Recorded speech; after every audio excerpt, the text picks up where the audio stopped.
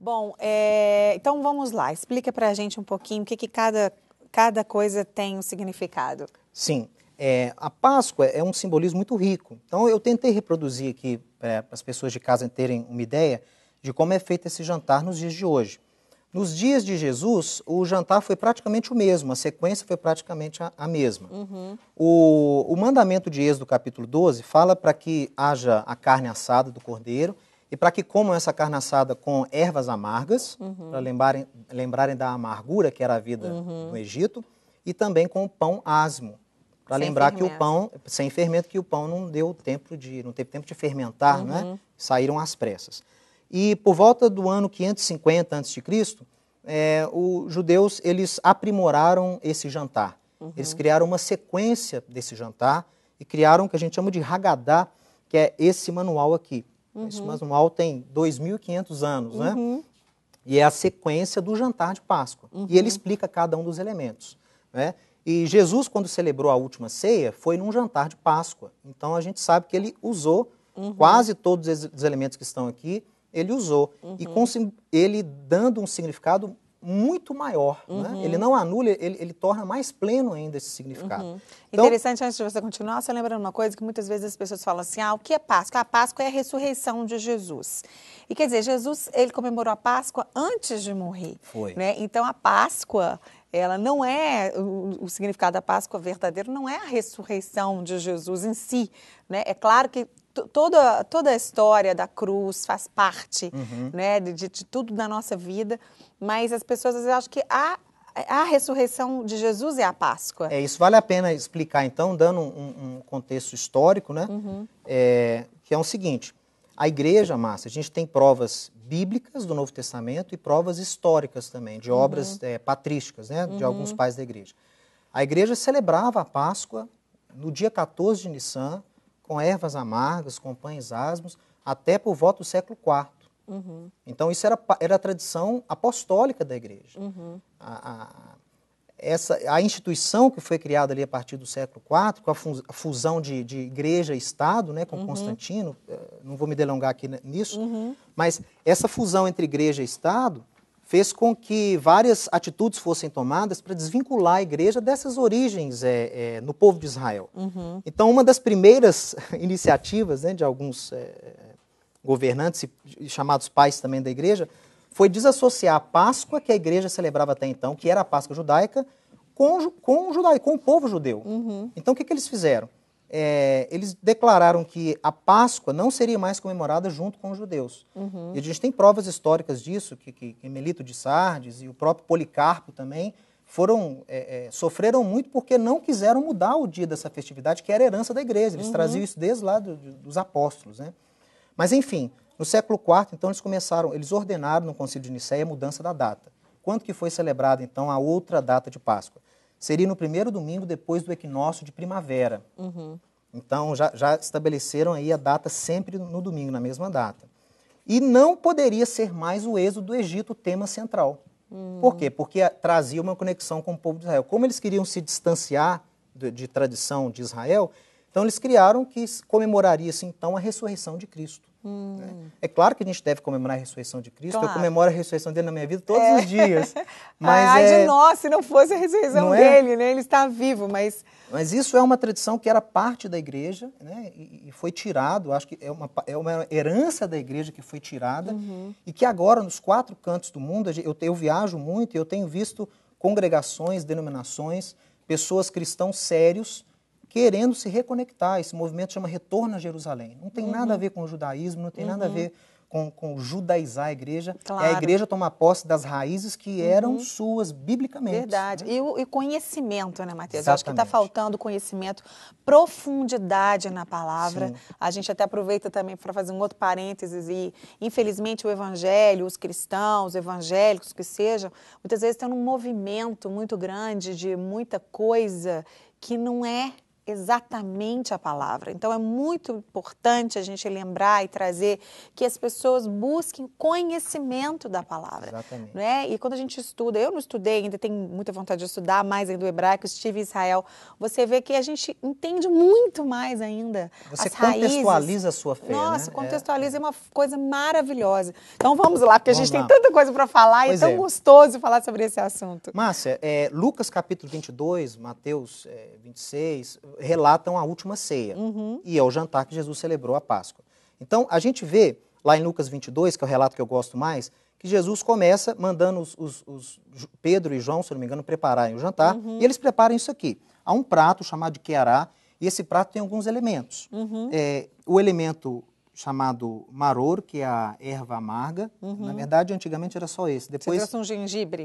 É um gengibre, na verdade, mas ele foi. A gente colocou mais outras duas ervas amargas para fazerem parte da liturgia também. Tá. Que é o salsão e a cebola. Temos também uma pasta doce chamada de haroset, que nos lembra do barro que nós amassávamos lá no Egito, quando éramos escravos. As Páscoas modernas têm um osso do cordeiro, porque não há mais o templo em Jerusalém. Então, em alusão, em memória ao cordeiro que era sacrificado no templo, a gente tem um osso. Ah, tá. O judeu de origem do centro da Europa, o Ashkenazim, ele não come cordeiro na Páscoa. Já o judeu de onde minha família veio, que é o judeu sefaradita, né, de origem espanhola, oriental, ele come o cordeiro sim no jantar da Páscoa. Então, em todo caso, tem um osso. E tem também o ovo. O ovo é para lembrar da Hagigá, de uma oferta que era feita nos dias do templo, na Páscoa, né? E o ovo no judaísmo não tem nada a ver com o ovo da Páscoa. O ovo no judaísmo é um elemento de luto.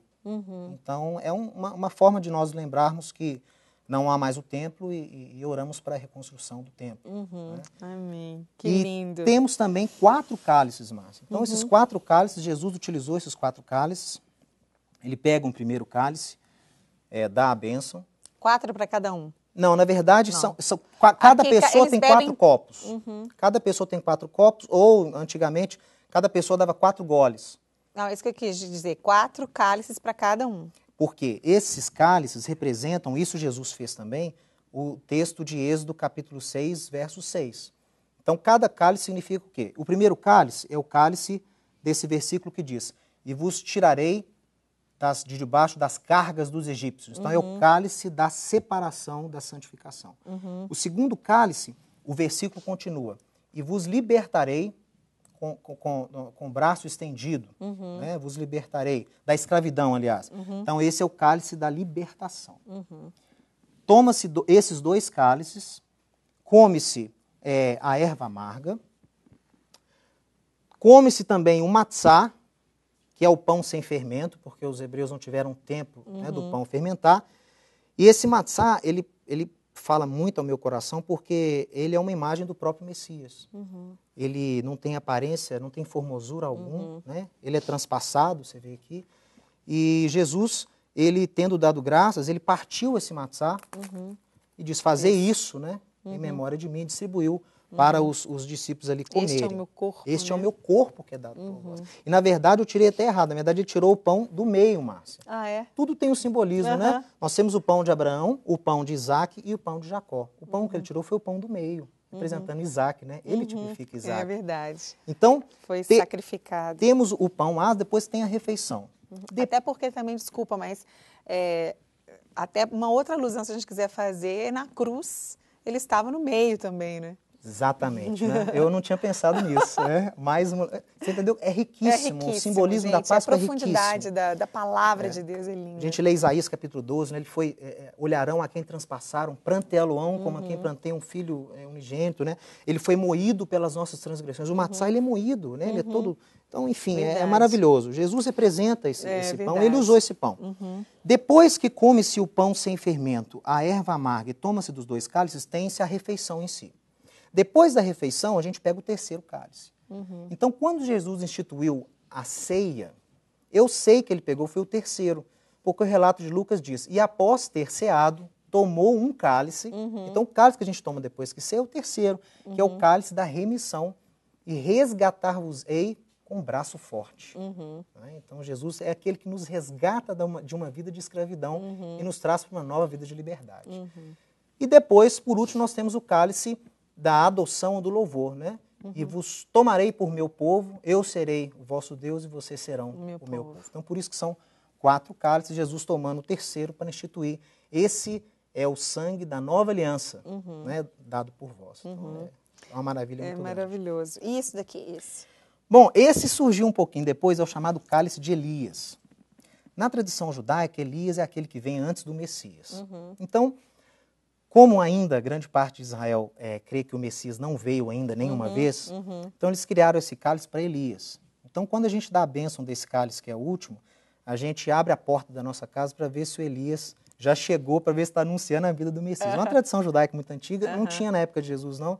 Mas eu coloquei ali só porque quem está assistindo e já teve noção de Páscoa, vai, cadê o cálice de Elias? Então eu trouxe para ficar ali. Que não é o nosso caso, né? Não, é o nosso caso, porque o Messias já veio e ele está retornando. Ele está retornando rápido e habita em nós, está presente na nossa vida todos os dias.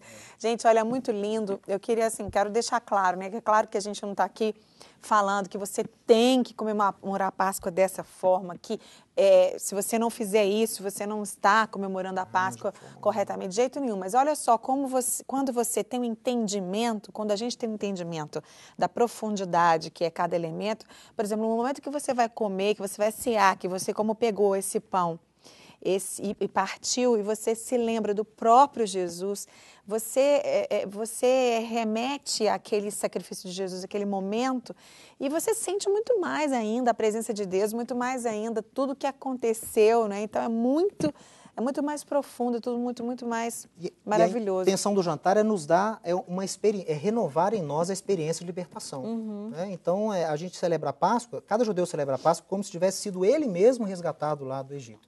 E quando nós, judeus crentes, ou quando qualquer cristão, pelo menos lembra dessa data, né, com alguns, não, claro que não com todos, mas com alguns desses elementos, a gente também traz a memória, né? De como era amarga a nossa vida no pecado, como éramos escravos das nossas paixões, e um alto preço, um sangue precioso foi derramado para nos trazer a liberdade, para servirmos a Deus. Com certeza. E como até coloquei hoje lá no meu Twitter, eu falei, olha, como que você comemora a Páscoa? A gente tem que celebrar, né, Mateus? Celebrar, festejar. Fala, 1 Coríntios, capítulo 5, verso 8, o apóstolo Paulo dá uma ordem aos crentes de Corinto, que não eram judeus, eram cristãos, não judeus. Ele diz, celebremos, pois, a festa, não com o velho fermento, né, nem com o fermento da maldade e da malícia, mas com os asmos da sinceridade e da bondade. Então, para ele ter dado esse mandamento e ter falado de fermento, é um indicativo que aquela comunidade de cristãos não judeus lembravam dessa época de alguma forma. Né? Então, eles tinham, inclusive, a tradição do fermento, de tirar o fermento das suas casas 7 dias, para lembrar de como era a nossa vida no pecado e para lembrar que nós não podemos ter fermento, o pecado, mais na nossa natureza. É verdade. É lindo a gente lembrar o que eu tinha colocado lá no Twitter, que nós temos que celebrar e festejar, né, Mateus? Porque nós não precisamos viver no pecado. Porque muitas pessoas, eu não consigo, mas nós não somos mais escravos do pecado, né?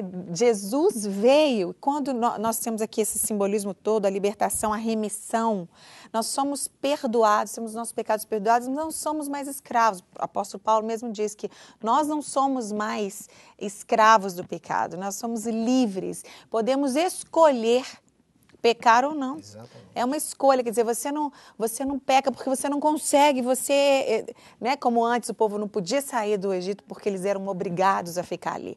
Nós não somos obrigados a pecar, você não é obrigado a entrar no esquema dos seus amigos, daquelas coisas que as pessoas estão fazendo, porque você tem liberdade de escolher quando você, claro, já recebeu, né, esse sacrifício de Jesus, o sangue de Jesus, e é tudo muito maravilhoso. Fala rapidamente dos livros, as pessoas que querem saber mais, Mateus, sobre a igreja, judaísmo, sobre as raízes. Né? Você falou...